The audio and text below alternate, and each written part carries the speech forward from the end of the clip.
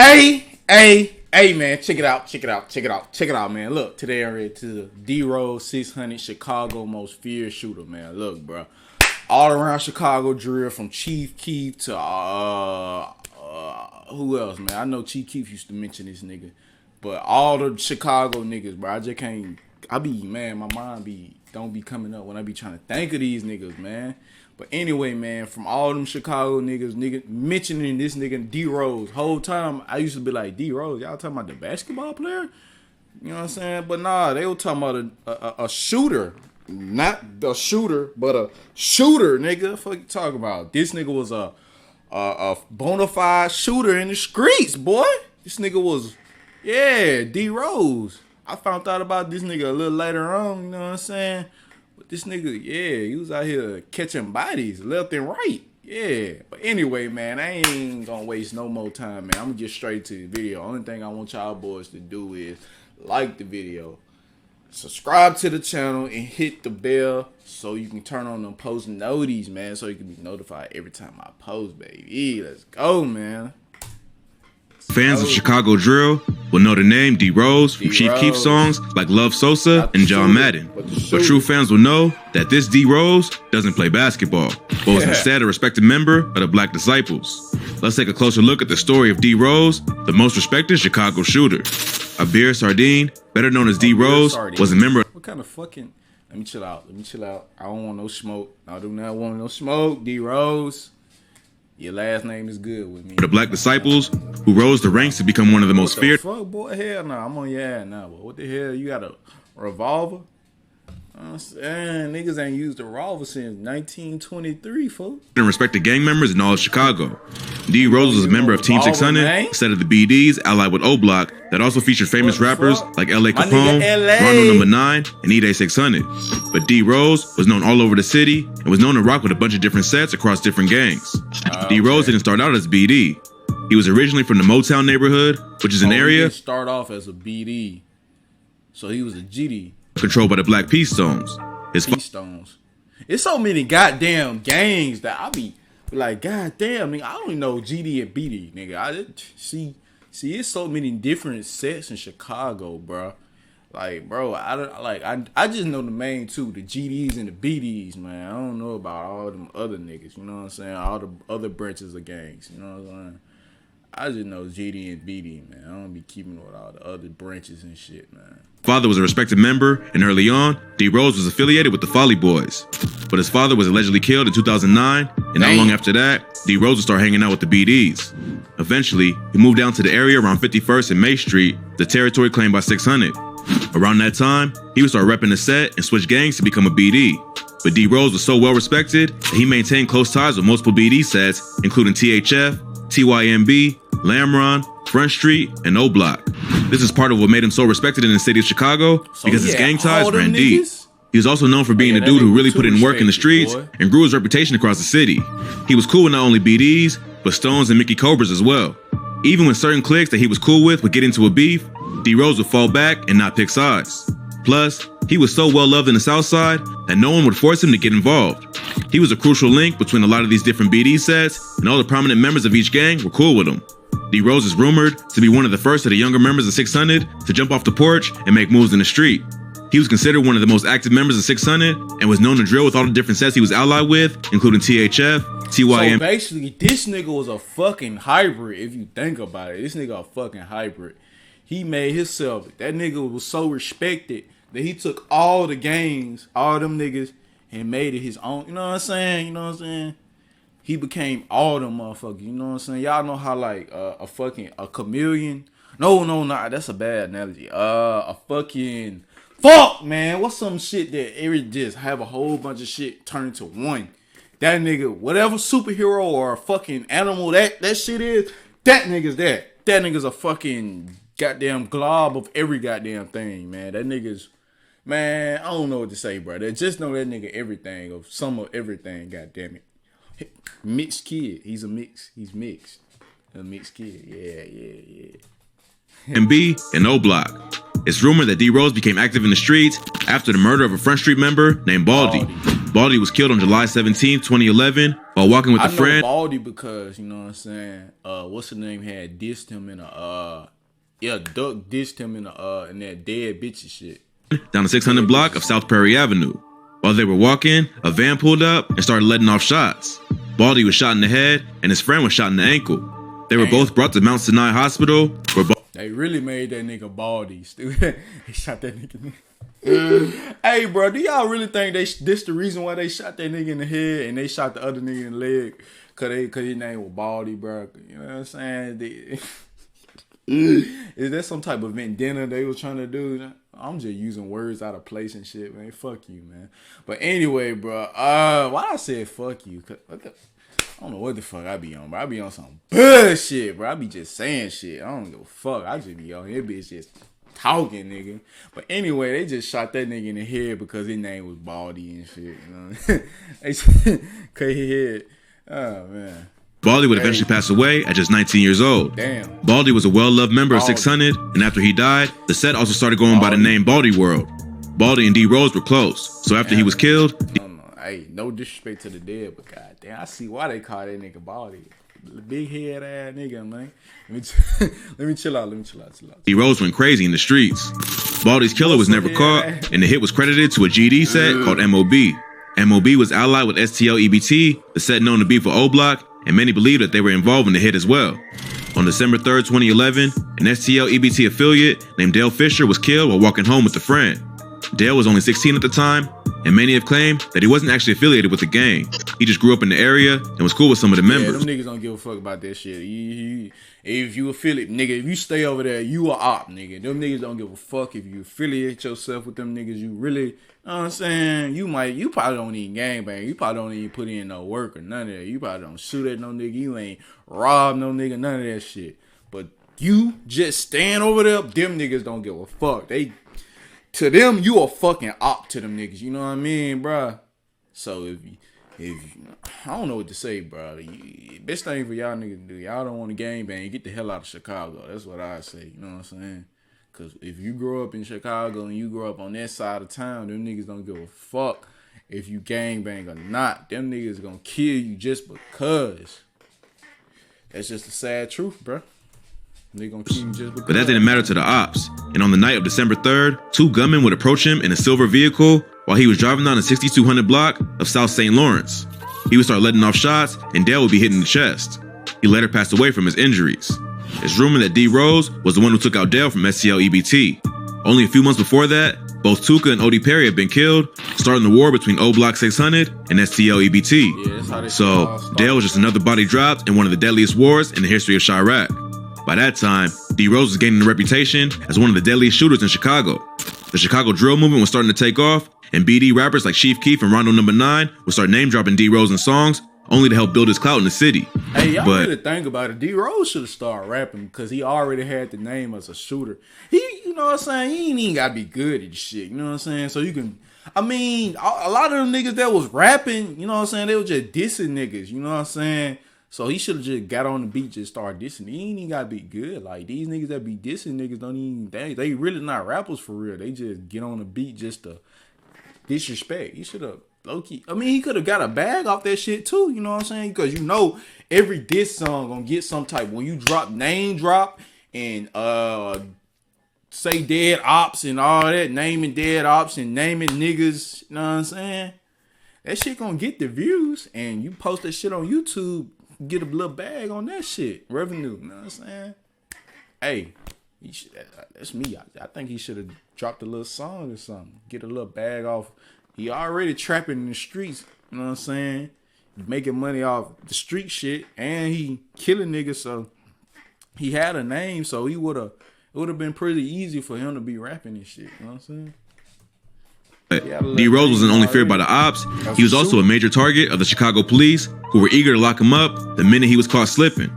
At the time, 600 was beefing with another gang called 051 Money Gang. 051 had already killed several well-respected members of 600, and they were looking for revenge. On June 22nd, 2012, a 14-year-old member of 051 named Fats or Fathead was killed while walking home with his cousin from a corner. boy got a wide nose. Wide nose ass nigga. Okay. Wide nose ass nigga, man. Bubble nose ass nigga, man. What's up, man? Butterball nose ass nigga, man. Square box head ass nigga, man. Skinny dread ass nigga, man. Long neck ass nigga, man. Crimson chin ass nigga, man. The store. As they were walking, they noticed a van drive by them and slowed down as it passed. They didn't make anything of it, but moments later, the van circled back and started letting off shots. The cousin managed to escape, but Fats was hit and fell to the ground. As his cousin turned back to see what happened, she witnessed the killer get out of the car and open fire on Fats again to make sure he was dead. Fats' death has been credited to C-Day, and D. Rose is rumored to have been the one driving the car. D. Rose would continue terrorizing his ops, and only a few months later, he would allegedly catch another body. 600 was also beefing with a GD set called Brick Squad. Their biggest op from Brick Squad was a rapper named Lil Jojo, who had recently dropped a diss track called BDK, where he took shots at the entire Black Disciple gang. To make matters worse, Lil Jojo tried to troll Lil Reese by driving past him, swearing a bunch, and calling him a and then posted a video of it online. Hey, this is shit that got Jojo fucked up right here. When he did that, he died. What really got him fucked up, that really didn't get him fucked up. I take that back. When he posted his location is what got him fucked up. When he had posted, "Oh, I'm outside on this block." Boy, that nigga was bro. That shit low key suicide though, cause like nigga, you beefing with these niggas and you dropping your load. I don't care how tough you is. You by yourself. Them niggas got like them niggas rolling up about five or six niggas deep, and you done dropped your fucking location. Boy, that's suicide to me, man. Hey, low. Yeah. Wrong with you? Hey, I am Brick Squad. Yeah, Brick Squad, bro. This shit ain't crazy, but what he do next is crazy. He and Lil Reese started going back and forth on Twitter, dissing each other and making threats. Lil Jojo would eventually drop his location, tweeting, "I'm on hashtag 069. I'm out here." That would prove to be a big mistake, and just a few hours later, Lil Jojo would be shot and killed while riding his bike near 69th Street in Princeton Ave. He was not riding his fucking bike, bro. That nigga was not riding his fucking bike, bro.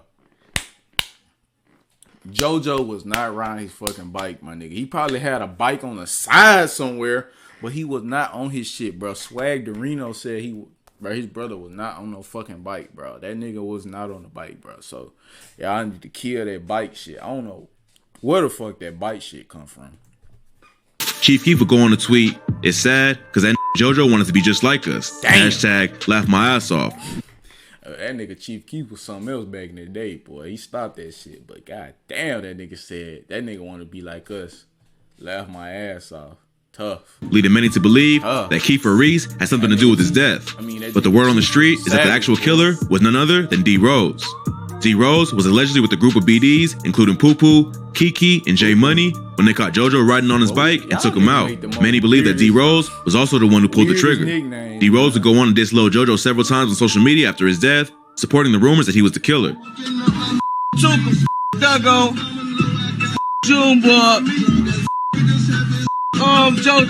He would spend all of 2013 behind bars, but will be back out on the streets in 2014. By this time, Chicago drill had absolutely exploded, and Chief Keef was going viral. But the streets of Chicago were hotter than ever, and the war between the BDs and GDs had only gotten worse. After getting out of jail, D. Rose would go right back to drilling. Man, oh hell nah, boy, hell nah. Boy, you think you finna slide with that motherfucking gun, boy?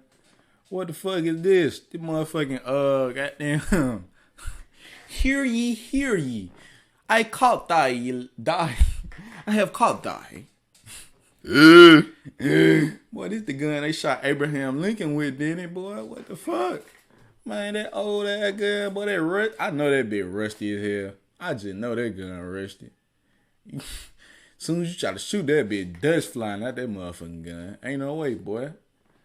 And would catch another body by the end of the year.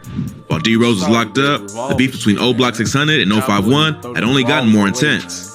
In March 2014, a rapper named Lil Mark, who was associated with 051 Young Money, dropped a remix to the Lil Durk song, Competition, called No Competition, where he took shots at OTF, 600, Lamron, O Block, and a bunch of other BD sets. Just a few days later, Lil Mark was killed while standing at a bus stop, and it's been rumored that D. Rose was the shooter. But just a few months after that, it would be all over for D. Rose. He was arrested for the murder of 14-year-old Venzel Richardson. Venzel also went by the name Big V and was affiliated with the GD set Taekwon World.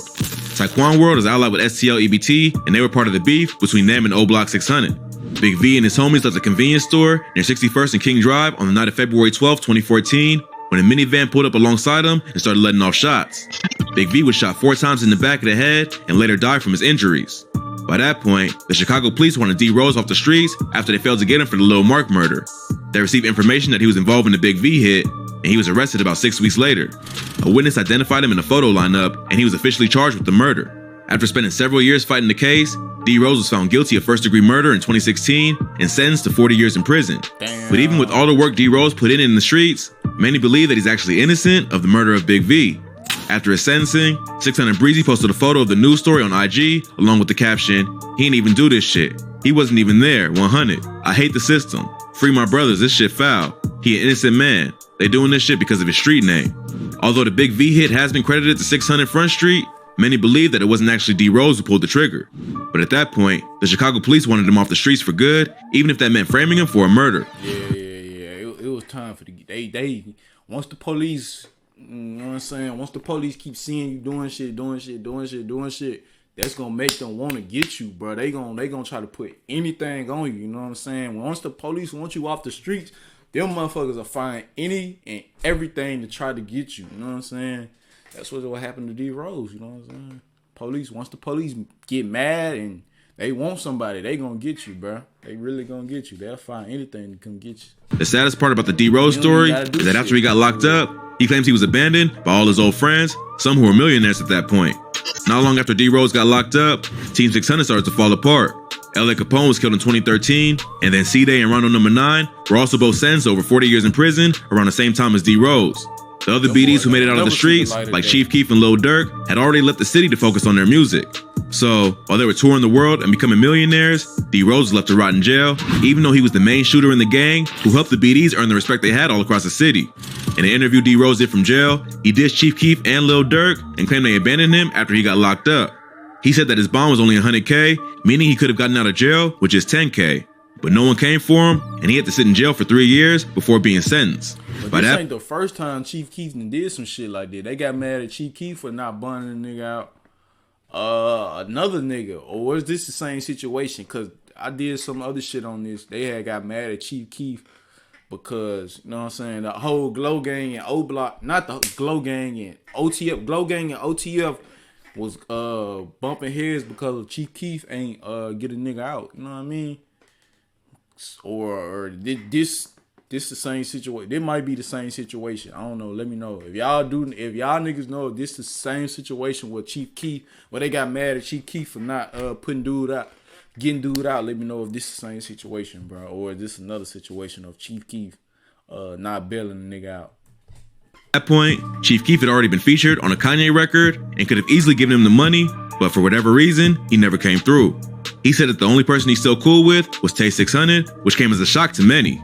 Tay 600 was kicked out of Team 600 after rumors surfaced that he snitched on C-Day and Rondo in their murder case. People like E-Day and 600 Breezy claim to have seen paperwork proving that he snitched, but Tay maintained his innocence. He cleared his name a few years back after court paperwork proved that he didn't snitch. Yeah, like it was a fake statement floating around, and it said in the statement, I, Jamonte D. Carpenter, to have seen Rondo and C-Day shoot the person 5 times, you know, and the statement was so fake because if you read the statement, for one, court document is not going to say Rondo and C-Day, it's going to say Courtney and Clint, and then like... Oh, yeah. They is not finna say they fucking street names on the fucking... Yeah. Y'all niggas dumb, y'all believe that nigga really... They is not... Them niggas is not finna say these niggas street names, bro. Y'all gotta know that, bro. Ain't no fucking real court, no justice system finna say no nigga street name, bro. That's just period, bro. Ain't nobody finna say they fucking street name, bro.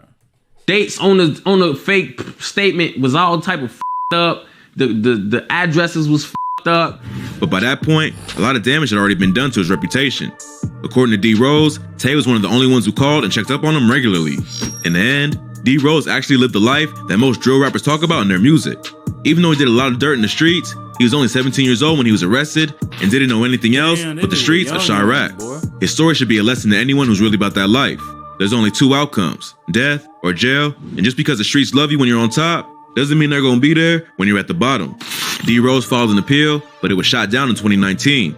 As of right now, his projected release date is in 2057. If he's truly in 2057.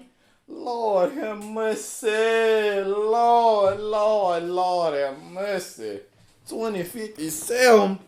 Boy, nigga like me looking at that shit like, oh my God. Nigga talking about some 2057? Jesus. Dude, I'm gonna have a boy, what? I'm gonna be old enough to have grandkids by the time. Bro, that's some fucked up shit. You gotta be in jail thinking like, God damn, nigga, I ain't gonna be out this motherfucker until 2050. Ooh, tough. That's a fucked up thing to think about, bro. When you in that pen, you like, God damn, it gonna be so long before I get out. But some niggas be like, yeah, man, well, at least I got a release date. Some niggas don't got no release date. You know what I'm saying? It don't matter how long your release date is. Some niggas look at it like, okay, I can have some shit to look forward to. Some niggas gonna be in that bitch forever. So I understand why some niggas be like, at least you got a fucking release date, nigga. I don't got nothing, nigga. I got life. I'm gonna die in this bitch. You know what I mean? innocent, hopefully, one day, justice will be served and he'll get a second chance at life. But when you live that street lifestyle, you got to be prepared for what comes with it, even if it means spending the rest of your life behind bars. That's all for today. Please smash that like button and subscribe for more. All that good shit, like, subscribe, all that shit. But anyway, man, look, this was a real good video, man. It gave me a lot of insight on my nigga D Rose, because I heard about him in the songs and shit, you know what I'm saying? I heard these niggas dropping that nigga name and shit, you know what I'm saying? All I knew was this nigga was a shooter in Chiraq, you know what I'm saying? That nigga was really out here. Yeah, he was out here catching them bodies. But anyway, man, look, bro, I'm finna wrap this motherfucker up, man. Look, like I always say, man, if you like this type of content and you like this video, make sure you leave a like, subscribe, and don't forget the bell, man. I'm out, man. I love y'all boys, bro.